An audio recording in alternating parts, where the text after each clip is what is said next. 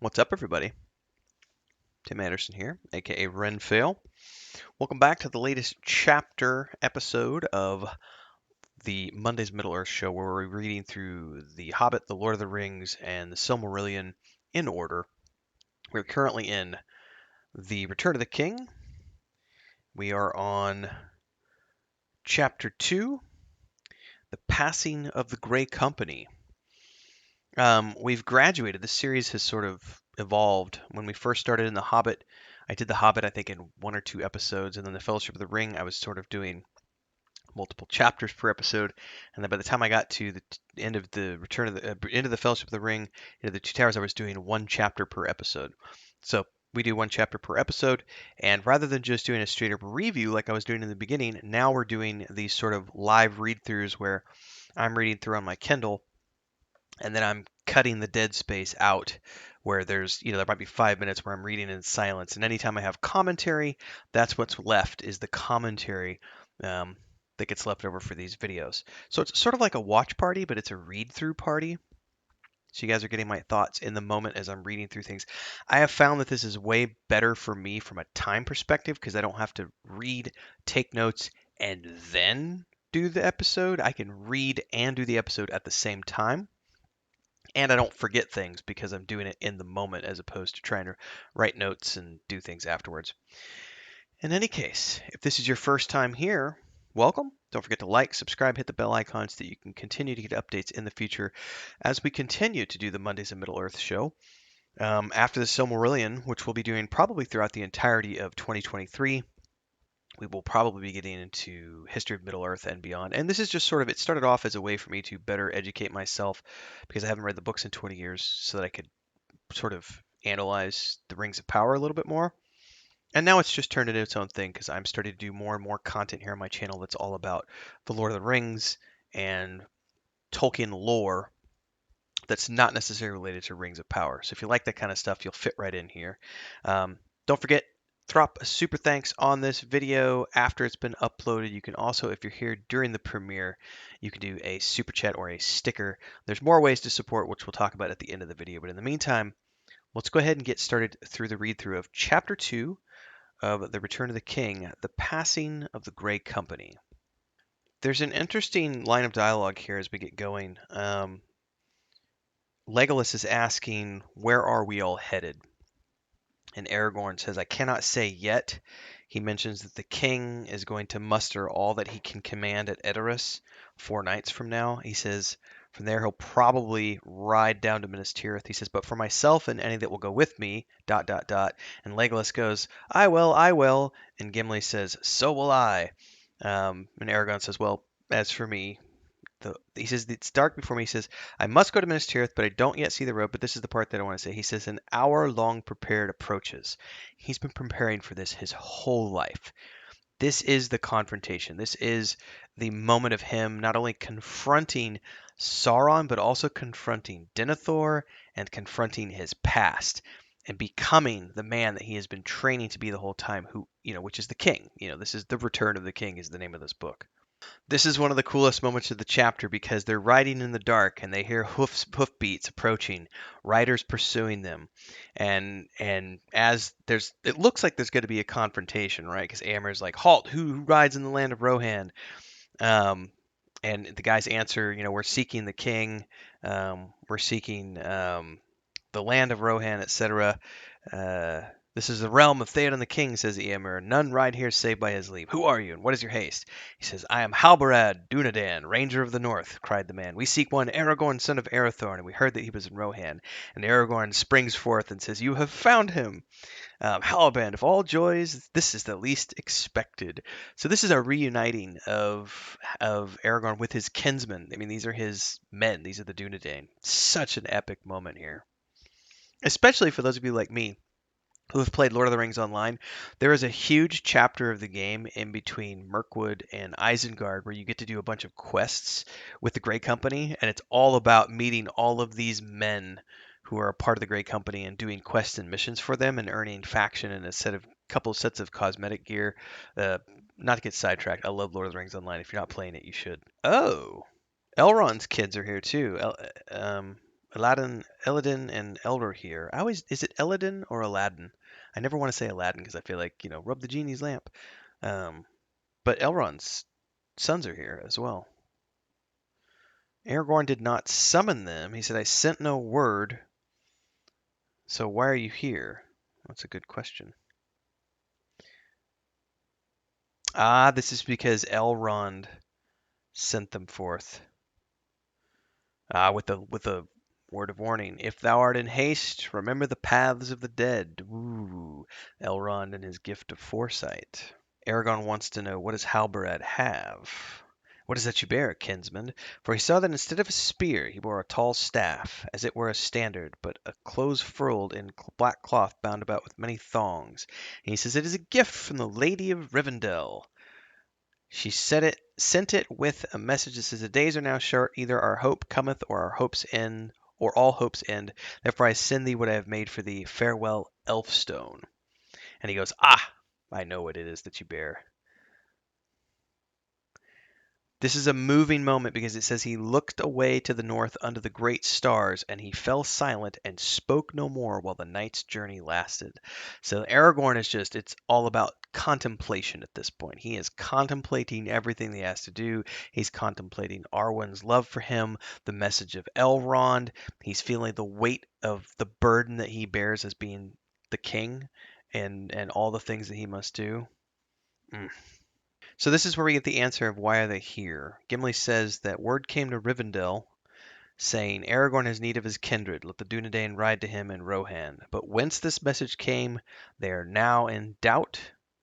But Gandalf sent it, I would guess. And Legolas says, no, no, no, it was Galadriel who sent it. And Gimli's like, that has to be it. It had to be the Lady of the Wood. So Merry's going to ride with Theoden here. He's worried that he's only in everyone's way. But the king is like, no, no, no, don't worry about it. I have a hill pony ready for you. We're going to ride down from the burg by mountain paths and come to Edoras by the way of Dunharrow, where the Lady Eowyn awaits me, and you shall be my esquire. So just as Pippin was knighted in Minas Tirith, Theoden is also knighting Meriadoc. He says, rise now, Meriadoc, esquire of Rohan of the house of Meduseld. Take your sword and bear it into good fortune. As a father you shall be to me, says Merry, and Theoden replies for a little while. Aragorn is absent in the feast, and Eomer is wondering where he is. Ooh, this moment where Aragorn finally appears with Elrond's son and Halbarad, along with Legolas and Gimli. But it says here, Merry had eyes only for Aragorn. So startling was the change that he saw in him, as if in one night many years had fallen on his head. Grim was his face, gray-hued and weary. So he's been up all night, stressing. This is where he tells the king that I must take new counsel from us, so we're going to have to take our own path and no longer in secret. For me, the time of stealth has passed, and I'm going to take the ways of the dead, the paths of the dead. And Theoden is freaked out here. He's trembling. Merry gets left behind. He says he feels very small, and he was puzzled and depressed by the gloomy words. More than ever, he missed the unquenchable cheerfulness of Pippin. This is where we get the reasoning why Aragorn looks so stressed. He confides to Legolas and Gimli as they're eating and says, I had a struggle somewhat grimmer for my part than the Battle of the Hornburg because I looked in the stone of Orthanc, my friends. He says, oh yeah, this is awesome. This is a section of the chapter that's really, really cool because it's sort of in the extended editions of the films, but, Gimli's like, could you dare to do that? Even Gandalf feared the encounter. And Aragorn replies with a glint in his eye, you forget to whom you speak. Did I not openly proclaim my title before the doors of Edoras? I am the lawful master of the stone, and I had both the right and the strength to use it, or so I judged. The right cannot be doubted, but the strength was barely enough. It was a bitter struggle. I spoke no word to him, but in the end I wrenched the stone to my own will. That alone Sauron is going to find hard to endure. And he beheld me.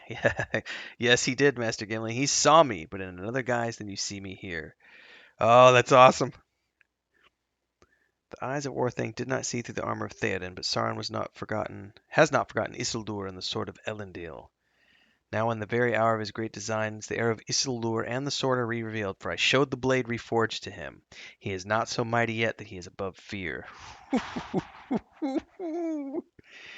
Oh, and I learned a great many things from the stone. Yeah, he saw the army marching from the south. That's why he decided to have to go to the Paths of the Dead. Also because of what Elrond said. And now there's the poem from Malbeth the Seeker. This is so cool because I just did all this stuff in Lord of the Rings Online because I just saw the Black Stone at Eddic, brought from Numenor by Isildur, set upon the hill. And this is where the Mountain King swore allegiance to Elendil. All right, there's this scene. I forgot about this. Aragorn it's his last night here, and Éowyn comes to his chambers, and she begs him to let her go with him because she is weary of skulking in the hills and wishes to face peril and battle. I am a shield maiden, not a dry nurse. That's so sexy. So he's giving her this speech about, there's plenty of ways to serve your country. Um, Deeds are not less valiant simply because they earn praise. And she says, all your words are but to say, you are a woman, and your part is in the house. But when the men have died in battle and honor, you have leave to be burned in the house, for the men will need it no more. But I am of the house of Earl and not a serving woman. I can ride and wield blade, and I do not fear either pain or death. What do you fear, lady? And this is the part we get in the film too, a cage. She says she fears a cage. To stay behind bars until use and old age accept them, and all chance of doing great deed is gone beyond recall or desire. I love it when she delivers this line in the films because it is so powerful. Ooh, he feels it though. It says here when she begs him as they're leaving, one last time she begs him. And he says no. He kisses her hand and says, as he rode away, he did not look back, and only those who knew them well were near to him saw the pain that he bore. So he's feeling it inside because she really wanted to. I mean, I know they added some romantic connotations here to this in the film, which I don't know that I necessarily interpret from the book version, but it could be interpreted that way. Um, but yeah. Ooh, this is interesting. When they're about to go, as they're going into the Paths of the Dead, um, they're talking about how the strength of will was so good that all the Dúnedain and the horses followed after him. But Arod, who was a horse of Rohan, refused to go, and it was sweating and trembling in the doorway with fear in his eyes. And it says Legolas had to lay his hand on his eyes and sing some words that allowed him. It said he suffered himself to be led, and left Gimli all by himself. And this we get the line, here's a thing unheard of that an elf will go underground with a dwarf dare not. Ooh, Aragorn is summoning the undead to the Stone of Eddic. So it's a very short ride in the scope of the chapter. They literally just ride through, and he yells and summons the dead, and then they're out and riding through the Vale to the Stone of Eric, and he tells them that they've been summoned. So they don't spend that much time in the Paths of the Dead here. Because in the film they had it all happen within the Paths of the Dead, but here it happens at the Stone of Eric when here he's standing. They ring the horn. Aragorn cries out, unfolds the standard, and it was black with the sign of the way, and it's hidden in darkness, so we don't actually get the visual of it. But it's interesting here because it says, the next day there came no dawn, and the great company passed on into the darkness of the storm of Mordor and were lost to mortal sight, but the dead followed them, which is a kind of an ominous way to end the chapter. And the next chapter is the Muster of Rohan, which I think is a merry chapter. It's been a while. But I think that's what we're doing is we're with Theoden and all the people of Rohan. So that's the end of chapter 2 in the Lord of the Rings, The Return of the King. Hopefully you've been enjoying the read through with me as we continue. This was a pretty decent chapter. A lot happened here in terms of, I think for me the most important aspect of this chapter is Aragorn seizing control of the Palantir from Sauron and fully revealing himself and the sword to him. And it's just a big flex at this moment of saying, you know what, buddy? But it almost broke him. It was a strength of will, and but it also goes to show you that Sauron is not all powerful, and that sword still has quite a bit of of an impact on Sauron because he remembers the strength of men, which was once quite great, and that strength may be returning. So this is also the moment where Sauron, is beginning to have to think about other outcomes, which is great because it gives a chance for Frodo and Sam to kind of slip by undetected. But it's also causing Sauron to think about different things. But it's really cool. I think for me, that's the pinnacle of this chapter, is Aragorn getting the banner, getting the message from Elrond and Elrond's sons, the Dúnedain showing up, and Aragorn, I am the king returned. It's time for me to do my duty. I'm going to go take that Palantir back. I'm going to go get the dead. They're going to follow me. Those bitches, they're mine. I'm going to make them fulfill their oath. Like, he is taking everything by the scruff of the neck and saying, we're going to make this happen. Love it. Anyway, if you've gotten to the end and you haven't already done so, I hope you're going to like, subscribe, and hit that bell icon so you can continue to get updates in this series and beyond, because I do a lot of stuff on this YouTube channel.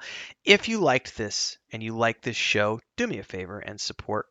I'm usually here on premieres chatting and hanging out with people, so you can do super chats and stickers. But after the video has been uploaded, you can just do a super thanks. It's a one-off, or you can join as a member of the Adventurers Guild down there. There's 3 different tiers of membership that you can choose from. We do a lot of cool stuff for our members depending on what level you're at. And if you like my book series and you want to know more about what I'm working on and read the book and play our point and click adventure game and get involved in our tabletop stuff, that world map behind me is the world of the Weave and the Void. And you can find more information out about it at our Patreon page. It's where my wife and my brother are working together. We're about a year and a half in. We'll be 2 years in March, but we're at a year and a half right now. So check all that stuff out. Chapters for the book come out twice a month, and then you can get the demo for the point and click game. And you can already purchase the point and click, not the point and click. Point and click's the demo. You can purchase the 5th edition tabletop game that's been out since May, and we live stream it every Sunday night on the YouTube channel for the Weave and the Void. I can't talk. I'm tired, and there's chickens in the background. I'm out. Happy reading, everybody. See you next time.